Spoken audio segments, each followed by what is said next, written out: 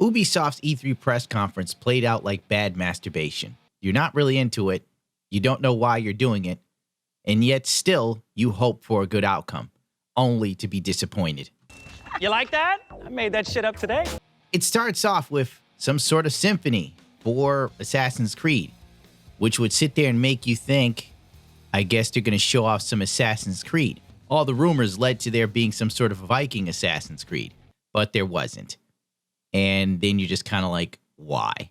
Also, for no reason at all, there's a group of people in orange Ubisoft t-shirts on the left side of the stage. No matter what happened, these people were stoked.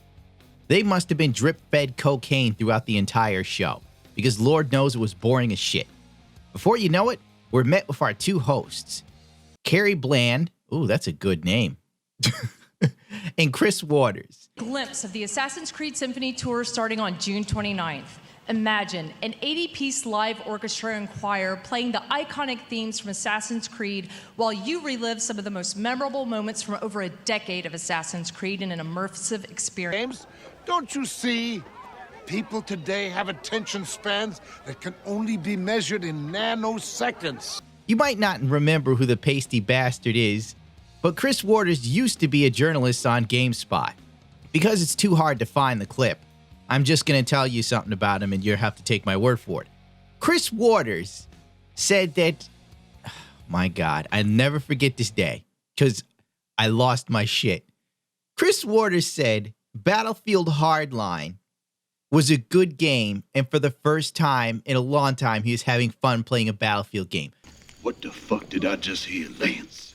Battlefield Hardline, arguably the worst Battlefield. I'd rather play Battlefield 5. I'd rather play Battlefield 1 than play Hardline. That's how bad Hardline is.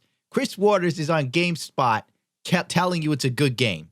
That's when I knew the gaming industry might be fucked up and it was time for me to do more stuff on YouTube. Some of the most memorable moments from over a decade of Assassin's Creed in an immersive experience. Check out acsymphony.com to learn more. No. Basically, they want you to check out acsymphony.com. I don't know why they even think that most people will bother with this. Like, let's be real. Most of us gamers really can't be bothered to give much of a shit about anything on Earth. You know? Yeah, you wake up and you're just like, fuck life. Where's my Red Bull? I need to get some wings. Ban Super Han. I'll ban him. Can somebody ban Carolina Sky McLean, please? You then go on your Instagram or Twitter account looking for some booty. You then possibly go to work or whatever crappy ass thing you do to make money. Then you play a game that you don't care for that much, but all your friends play it, and this is you socializing. The odds of us bothering with this Symphony thing is slim and next to none. I dare wager most people wouldn't bother checking out Assassin's Creed Symphony, even if it meant it would save half the human race. They would let Thanos snap his finger with the Infinity Gauntlet. You can save it all if you go to Assassin'sCreedSymphony.com. Fuck it! Let it burn! Chris Waters is about as exciting as finding out you have prostate cancer. Not very thrilling at all. Oh yeah, that's right. 10 years of Ubi. Let me masturbate furiously in honor of this. Now it's time for a Watch Dogs game based on the idea of if Brexit actually happened. Yeah, if the EU took its finger out of its ass and did something other than, I don't know, increasing the cost of living, chasing down Google looking for as many shekels as humanly possible, and a parliament that seems about as effective as a three-legged dog trying to take a piss. The UK has ceased to function, and to top it all off, we have a Prime Minister who's gone rogue. The Maybot has turned into HAL from 2001, and all passengers and crew are expendable. Strong and stable. Where's Guy Fawkes when you need him? I can't say that I'm too interested in Watch Dogs, to be honest, because, I don't know, Watch Dogs just kind of blows to me. Maybe the people who like it, but for me, Watch Dogs, it just doesn't grip me. And the fact that they're even doing a Watch Dogs kind of based in a possible future reality Well, as long as it's a video game, I guess it's fine. But when you think about just how lazy the average citizen is, I can't wrap my mind around it. You can't even get people to recycle correctly, and all of a sudden, we're going to have people standing up to an authoritarian government. Yeah, right. We have people now literally crying on Twitter for YouTube channels to be deplatformed because they didn't like the brand of humor. And you think people have the strength to stand up to a military... Get out of here. Pre-alpha footage of Watch Dogs, by the way, which basically means it's not going to look this good when it comes out. Like every Ubisoft game that's released. On top of that, I almost feel like the futuristic London is kind of a lame move, if you know what I mean. It's like Ubisoft is reacting to the fact that Cyberpunk 2077 is coming out. And the gaming industry has this one thing that they do. I know I'm going off on a tangent when I should be focusing on what's going on. The gaming industry literally sees one company do something, and if they think, A, it's going to be successful, they emulate it. Or B, if they think it's going to make money, they emulate it. That's why we got all these like streaming services this year. All right, let's move on from Watch Dogs Legions. I don't care. After we got a really long bit of Watch Dogs, which, unless you watch Watch Dogs, you're kind of like, whatever. Rob Malco-Hunting comes out. For those of you who don't know what good TV is, I should say, he plays Mac on It's Always Sunny in Philadelphia, one of the few shows I actually still enjoy. And at first, when he came out and said he was doing some sort of weird TV show, I thought to myself, this is going to be good. Where's Danny DeVito, baby? Bring out the moneymaker. Of course, this short guy is the linchpin. To my chagrin, the trailer for Mythic Quest Raven's Banquet was kind of meh. Like, it wasn't funny, really. Maybe it's just me, or I felt the whole thing wasn't that funny. Simply because spending all your time looking at gaming news and seeing how developers are, it's like, okay, so we have like a comedy show that hits so close to home it's not even funny. You know, it's like Randy Pitchford, essentially, if he had abs. Cultural touchstones. We think E.T., Star Wars, Avatar. And yet our industry dwarfs the traditional entertainment business. So when we think about legends, why not think Mythic Quest? True indeed. And when we think of visionary world-building artists, instead of just Spielberg, Lucas, and Cameron, why not think Grimm? I'm sorry, I gotta stop. What is this? It's a commercial for the game. It's a commercial for you. It's still going. Oh my God. This is insane. It's just, I'm sorry to say that little preview they had wasn't that funny. It's also on Apple TV, which then, once again, if you're kind of the average gamer, or if you're hardcore into gaming, you probably don't have an Apple TV. If you're into PC gaming, you probably don't bother with anything Apple if you can avoid it. So it's like, all right, whatever, great, cool beans. They then do a little snippet with Twitch rivals, Rainbow Six Siege, Celebrity Showdown. Some rappers you don't know are going to go up against your favorite Twitch streamers, at least in my case. In all honesty, I don't know anyone, and frankly, don't really care. I just don't know what the appeal is here. But then again, maybe I'm not the target demographic. I mean, I'm a guy who pays attention to what's going on in the gaming industry, and I feel completely and utterly disillusioned by it. And most people who follow me feel the same. So, whatever, fuck it. Whoop-de-friggin' do. We got some new Adventure Time stuff coming out. Okay, moves on, because frankly, I didn't even know Adventure Time was still popular. So John, the dude who played Shane in Walking Dead, comes out with his Bam Bam the dog. And they talk about a Ghost Recon game that you probably don't care about, to be real. I mean, in all honesty, when I watched the chat live for Ghost Recon, the levels of people just bored to tears was not even funny. I mean, I get it. He's kind of popular right now because the Punisher.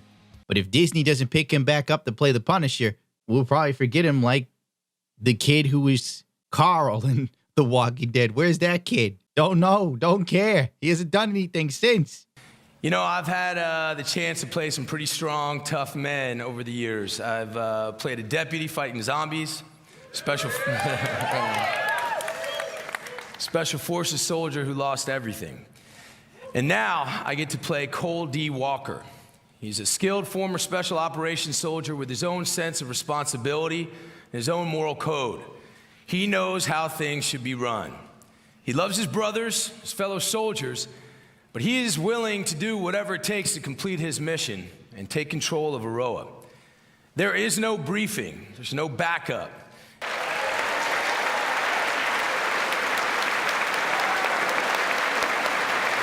But on the plus side, Ghost Recon will now allow you to have NPC friends, just in case you don't have any real friends to play Ghost Recon with you, which seems to be a real problem for the community.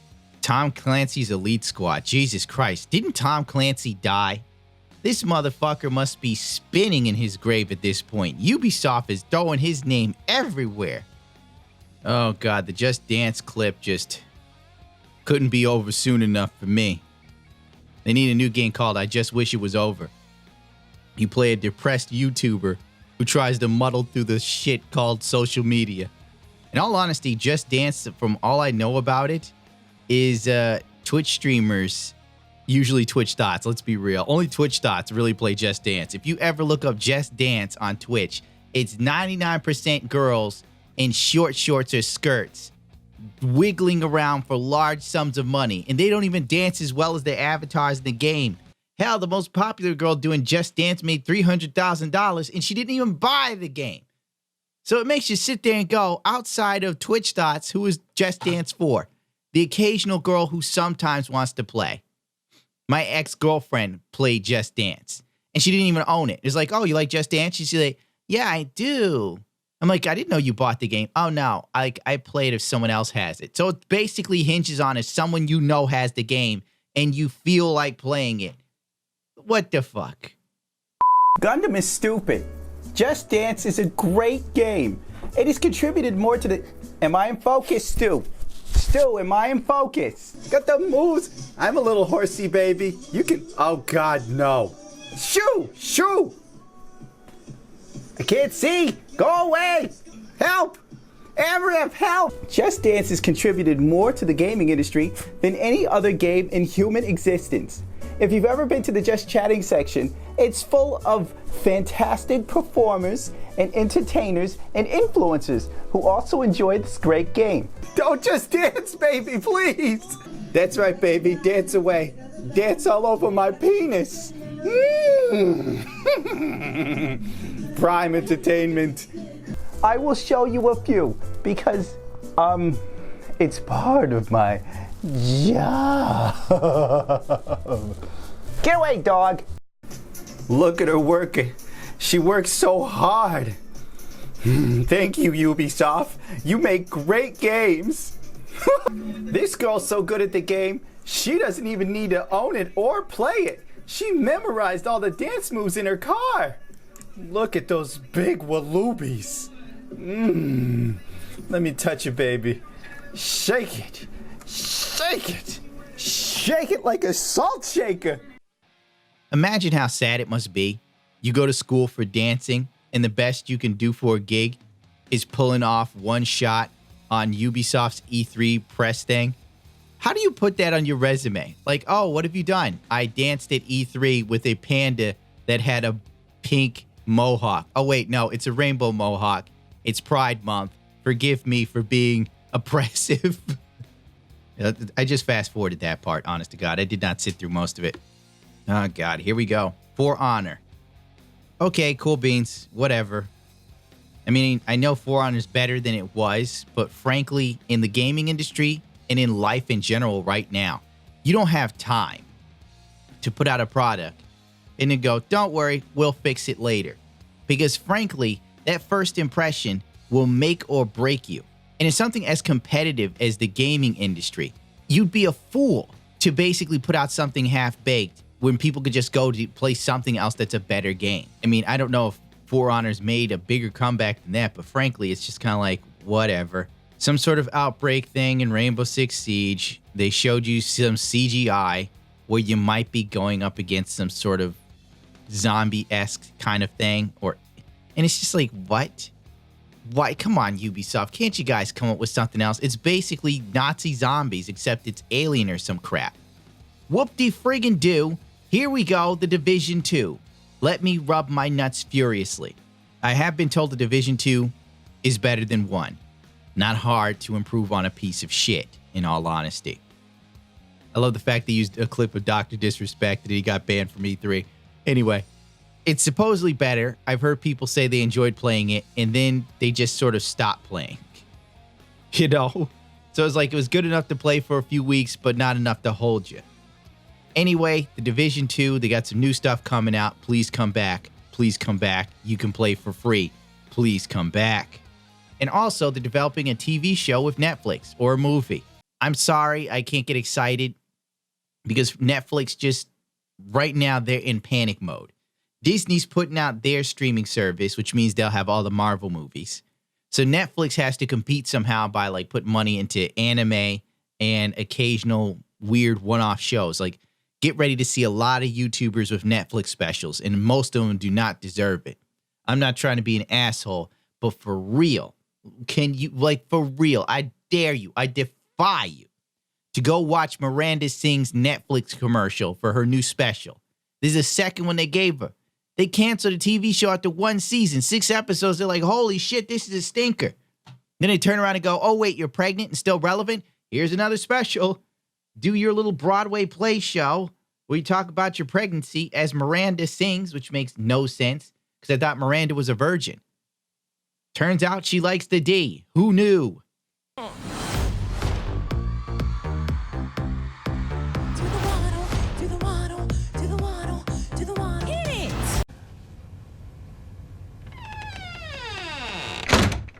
What, is the Division going back to New York City? It looks like they're New York.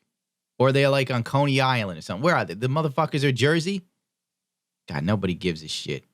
Oh, Ubisoft is now launching a streaming service. You can now play Uplay Plus on Google Stadia. Stadia, whatever. I call it Sedadia. You know why? Because I want to be sedated, the Ramones. Now, is this $14 plan on top of Sedadia? Like, do you have to have Sedadia, then you have to pay for the subscription to Uplay? Which, if that's the case, that would suck. It's like 2 bills in one. Listen, all these streaming services that these companies are shitting out is for 2 reasons. 1, they think it's the future, which it could very well be. And 2, they believe it's a good way to make reoccurring money. And 3, it also involves having complete and utter control over your experience. There's no modifications going on here. You won't be allowed to do what you want with these games. And at any time, they can revoke your license and take everything. Which, you know, would suck dick. I think that could probably happen with Steam too, now that I think about it. After the success of Rocket League, someone over at Ubisoft said, hey, Pierre, why cannot we make this much money? Wait, that was very Italian, not very French. Fuck. Just pretend it sounded French. They're now working on a game called Roller Champions, which in all honesty, as I just stated, seems like their answer to Rocket League, mixed with roller derby. Can't say that I'm overly excited. Can't say I care much. It looks like the usual sort of thing. Cartoonishly animated characters of multiple sizes to make sure that everyone can feel included in the game to avoid getting constantly harassed by angry interest groups. Ask CD Projekt Red how Cyberpunk is going for them on a PR front. They can't make anybody happy. But I bet when that game comes out, everybody will play that shit no matter what. I can't even say this guy's name. Yaz Guillemont, co-founder of Ubisoft, comes out and says thank you to everyone, including the developers, for making this a great E3 for Ubi. Everybody sat there with bated breath thinking they were going to see Beyond Good and Evil 2. No, you're not. You're going to see a trailer for a game that looks like Assassin's Creed Odyssey for kids. I mean, it's pretty much what it was. If you were here hoping to see Beyond Good and Evil, get wrecked. That's all you get. Show's over. Now watch some rappers stream Rainbow Six Siege against popular Twitch streamers, because that's what we wanted to see. Even I wanted to see Beyond Good and Evil 2, and this is what they end on. Mother of fuck. It's like, whatever, the hell with it. You know, I don't care about Ubisoft games. Didn't even tease what the next Assassin's Creed would have been. And I'm going to say this. I'm surprised that Assassin's Creed Odyssey isn't trash. I am surprised Assassin's Creed Origins wasn't trash. But then again, they took a lot of elements from The Witcher 3. It's sad to say that Ubisoft doesn't seem to have any ideas unless someone else comes out and does something great. And then they're like, whoa, why didn't we think of that? Pierre, put it in our next game. Shit, my French is Italian. Ah, fuck this. And then it ends with GameSpot people giving you their 2 cents on E3. And what's sad is nobody has the guts to say, yeah, Ubisoft's E3, it sucked. It was underwhelming. It was boring. Nothing here excited me. Nothing here surprised me. Nothing here made me think, hey, that's cool. Maybe I'll check it out. No, the only thing I think is typical Ubisoft. Boring to a fucking fault. Get me out of here. Jesus Christ. 20 minutes? Fuck me. This was my old wallet. Now you're looking at the new wallet Ridge sent me weeks ago. Look how nice and professional it looks. I mean, I literally just put a swivel on my camera and went around it, and it looks almost like a commercial that's worthy of being on a channel that has 1 million subscribers. The Ridge wallet has 30,000 5-star ratings, and they stand by the quality of the product. If you don't love it, they will refund your money and you can send it back for free. They pay for the shipping. It comes in titanium, carbon fiber, and aluminum, and a dozen other styles that will make you look so much more sexy to women. At least that's what I tell myself when I pull out the wallet and I smile and wink at the girl behind the counter. Then she immediately calls for a manager. That's a sign of love. You can get 10% off your order from Ridge Wallet if you use the promo code It's a Gundam. That's right, they're sponsoring me because someone over at Ridge is suffering from brain damage and hasn't realized the horrible mistake they've just made. So we're gonna run with it until they catch on and inevitably fire me. You know the best part of the Ridge wallet? I'm able to throw away the wallet my ex-fiance gave me. That'll teach her for leaving me. Now look at me. I have a $115 wallet and I cry alone in my pillow. Who's laughing now?